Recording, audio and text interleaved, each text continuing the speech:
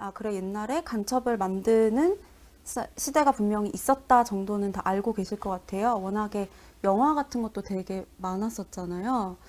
그래서 오늘은 이미 많이 알고 계신 분들께 조작간첩 사건이 있었다. 그렇다면 도대체 어떻게 해서 간첩을 만들었고, 누가 간첩으로 만들어졌고, 그 간첩 사건에 대한 진실은 피해자들이 어떤 투쟁을 통해서 밝혔는가를 중심으로 말씀을 드리려고 합니다. 그래서 사실 배경은 굉장히 간단하게 준비를 했는데요. 이 굉장히 촌스러운 약간 그렇게 세련되지 않은 사진을 갖고 와서 조금 민망한데, 또리 장군 이게 사실 제 세대는 아닌데, 이게 여기서 공산당이 무슨 이 빨간 저기 괴물같이 생긴 게 공산당이었던 거잖아요. 그리고 뭐 나는 공산당이 싫어요 라고 하면서 뭐 말했더니 뭐 입을 찢어 죽였다 뭐 이런, 어떻게 보면 도시괴담 같은 이승복 이야기를 저도 초등학교 때 진짜 많이 들으면서 자랐거든요. 근데 저는 독재 정권 시절에 초등학교를 다니지 않았음에도 불구하고 저한테도 굉장히 익숙한 얘기였죠. 뭔가 공산당은 나쁜 사람들, 우리에게 적, 괴물 같은 사람들 뭐 이런 거였는데, 이렇게 된 거는 1970, 80년대에 이제 군부 독재 정권, 박정희, 전두환, 그리고 길게는 노태우까지 집권을 하는 동안에 이제 반공 이데올로기 자체가 굉장히 전 세계적으로 당연하던 시대였잖아요. 그래서 이 쿠데타를 통해서 정권을 잡은 정권이 반공 이데올로기를 가지고 자신의 정권의 어떤 안정성 또는 어떤 authority라고 하죠. 약간 인정을 받으려고 하는, 내가 너네를 적으로부터 지켜주고 있다. 뭐 이런 걸 위해서 반공 이데올로기가 아주 훌륭하게 이용이 됐습니다. 그리고 시민들 사이에서도 뭐 그런 얘기 있었잖아요. 뭐지? 뭐라 하지? 그 옆집에 간첩이 있을 수도 있다. 뭐 약간 꺼진 불도 다시 보자처럼 늘 서로가 서로를 뭐 믿고 의지하는 공동체가 아니라 늘 감시하고, 아, 저 사람이 막 밤늦게 나가. 그럼 막 간첩 아니야? 막 그런 식으로 서로 그 시민들 사이에서조차 신뢰를 쌓을 수 없게 이 반동 이데올로기는 군부 독재 정권 내내 굉장히 유용한 기제로 이용이 됐습니다. 그리고 이제 군부 독재 정권이 반공 이데올로기를 앞세웠다면 이거를 이행하고 이용하면서 사용했을 수사기관이나 뭐 국가기관이 있을 거 아니에요. 예를 들면 뭐 검찰도 뭐 크게 보면 그러했고, 경찰 같은 경우에는 옛날에는 이제 치안본부라고 불렀죠. 여러분도 이미 잘 알고 계실 박종철 열사 고문치사 사건 같은 경우에는 치안본부 대공분실, 지금 남영동에 있는 거기에서 이루어졌었죠. 이제 대공분실은 그 치안본부가 남영동에 두고 이게 점점 이렇게 전두환 정권 내내 커지는 모습을 보여요. 그리고 지금은 국정원으로 저희가 더 익숙하지만 옛날에 안기부가 있었고, 또 보안사, 그것도 과거 이름이죠. 보안사는 이제 국방부 직할 수사정보기관인데, 얼마 전까지는 저희가 기무사로 알고 있었고, 지금은 작년 8월에 이제 명칭을 변경을 해서 군사안보지원사령부 라고 바뀌었죠. 그래서 이런 대공수사 또는 수사정보기관들에 있는 대공부서 또는 대공부서 기관들이 점점 어떤 기관의 규모, 뭐 인력 등등을 확장을 해가면서, 그리고 굉장히 달콤한 열매를 줍니다. 뭐 일을 잘하면 훈장을 주기도 하고, 또 간첩을 많이 잡아오면 진급을 해주기도 하고, 포상지도를 주는 등 이런 제도를 통해서 점점 대공분과가 커져요. 간첩은 점점 많아지고. 이런 걸 배경으로 알고 계시면 될 것 같아요. 그러면 이제 이 국가기관들이 어떻게 간첩을 만들었느냐, 누가 간첩이 됐느냐를 먼저 보시겠습니다. 지금 일단 딱 보시기에도 뭔가 되게 많이 써 있잖아요. 쭉 위에서부터 보면은 이제 독재에 저항하면서 민주화운동을 한 학생, 노동자, 재야 인사들 같은 경우는 정권 안보에 위협이 된다는 이유로 뭐 간첩으로 만든다든지, 아니면은 더 큰 규모로 뭐 조직 사건을 만든다든지, 뭐 조직 사건으로 만든다든지, 뭐 여러분이 잘 알고 계실 뭐 남노련이라든지 등등의 어떤 조직으로 만드는 그런 조작이 있었고, 그 밑에는 이제 주로 조작 간첩 사건의 대상이 된 분들인데, 이분들은 민주화 운동을 하지 않으셨더라도 그냥 아주 평범한 사람들, 뭐 저처럼 그냥 굳이 분류하자면 회사원 또는 뭐 농부, 어부, 뭐 다양한 직군을 가진 평범한 사람들이 간첩으로 조작이 됩니다. 뭐 한국 전쟁 동안 가족 내 실종자가 있는 사람, 북쪽에 가족이 있는 사람, 조청년계 가족이 있는 사람, 한국어 공부하거나 취직하러 온 제1교포, 일본 유학이나 미국 유학을 했던 사람, 해외 취업이나 여행을 다녀온 사람, 납부거부. 근데 이게 배경이 한 6, 70년대라고 생각을 해보시면 한국 전쟁이 이제 50년에 일어났잖아요. 그러니까 사실 정말 한 달이 건너면 아는 사람 북쪽에 있을 수밖에 없는, 북쪽에 사람 아는 게 뭐 당연한 시대였기 때문에 사실은 누구나 간첩이 될 수 있는 사회였다고 생각하시면 될 것 같아요. 그래서 오늘 처음에 그 저한테 뭐 말씀하셨던 게 납부거부, 제1동포, 그리고 일가족 간첩단 사건인데, 사실 간첩을 어떻게 만들었는지, 조작 간첩 사건의 그 어떤 공통적인 특징은 그렇게 간첩이었던 사람들의 특징이랑은 상관없이 굉장히 비슷한 편이라, 그 간첩을 만드는 과정을 좀 나중에 설명을 드리고, 일단 납부거부가 왜 간첩으로 만들어지는 대상이 되었는지를 먼저 조금 말씀을 드리면,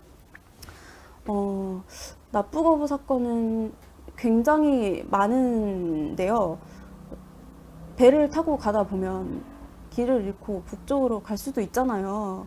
그럴 수도 있고, 또 예전에는 뭐 북한 뭐 경비선 같은 것들이 이렇게 피랍을 해가지고 올라가서 약간 뭐 북한이 얼마나 훌륭한지 보렴 뭐 이런 식으로 약간 북봉 투어 이렇게 말해야 되나?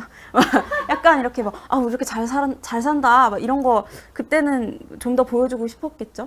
뭐 이런 걸 보고 오는 거죠. 내가 막 난 북한에 가겠어 이렇게 마음 먹지 않고 그냥 여의치 않은 상황으로 배를 탔기 때문에 잡혀갔거나 또는 길을 잃고 갔던 분들이 북한에 며칠 갔다가 이제 오는 거죠.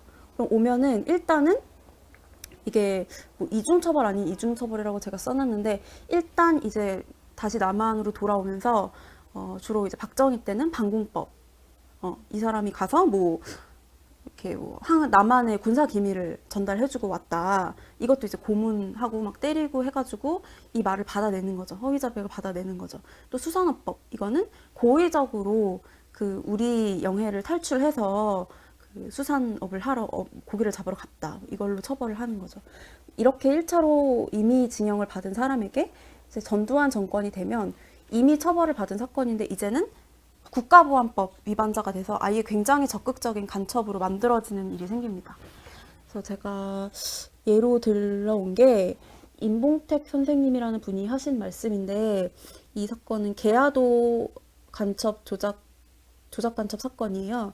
계야도가 어디 있냐면 군산에 있는데, 군산에서 이제 배를 타고 1시간 정도 가면 있는 진짜 조그만 섬이에요. 걸어서 한 1시간이면 섬 한 바퀴를 다 돌 수가 있거든요. 근데 그 작은 섬에서 5건의 간첩 사건이 생기고 관련자로 100명이 수사를 받게 돼요.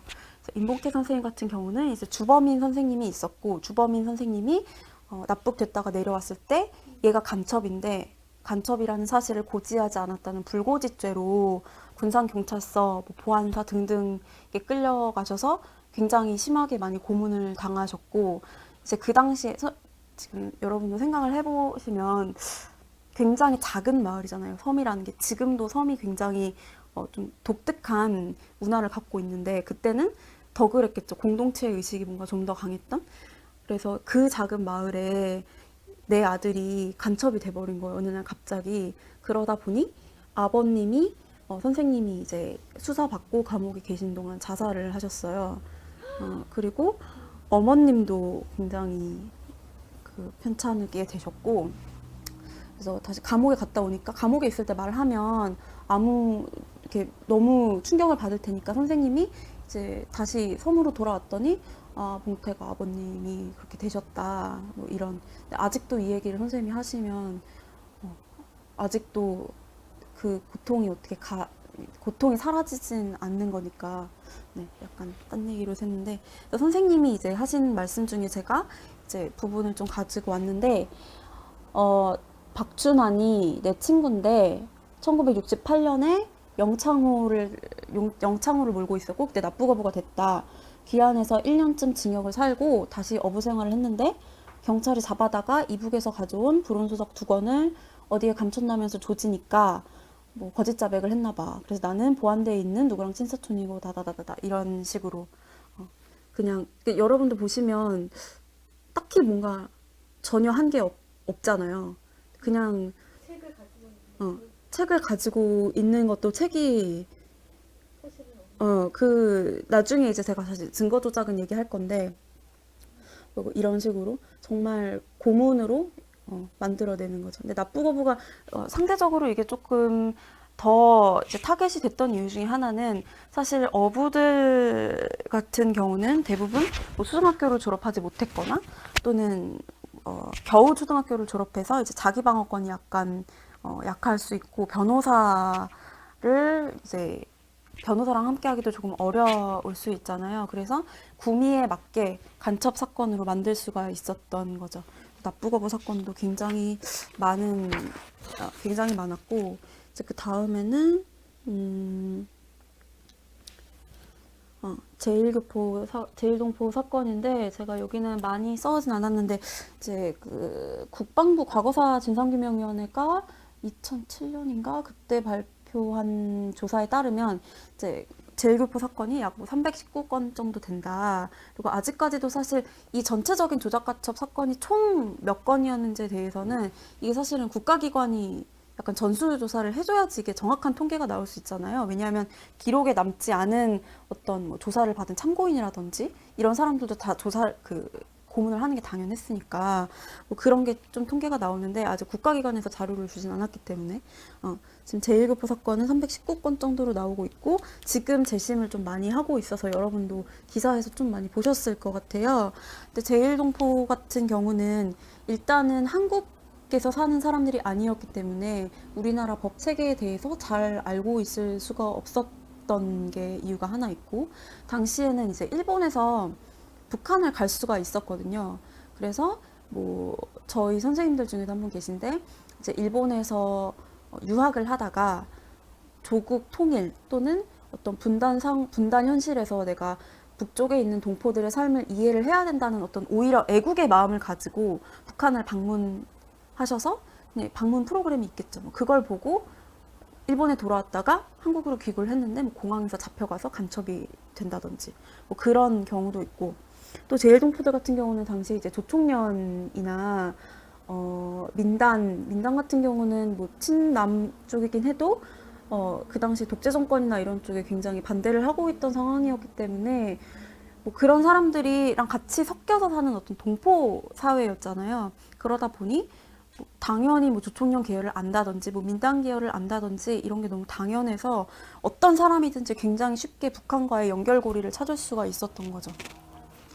그래서 뭐 반가운 마음으로 고국에 왔는데 뭐 잡혀간다든지 뭐 이런 경우도 굉장히 많았고 또 사업을 하던 사람들이 일본에 방문을 해서 누구를 만났는데 알고 보니 걔가 뭐 조총련 뭐 이웃이 조총련이더라. 그러면은 이제 사업 다 마치고 이제 일하려고 다시 귀국했는데 뭐 잘 일하다가 갑자기 잡혀가서 뭐 간첩이 된다든지 뭐 이런 일도 굉장히 많았습니다.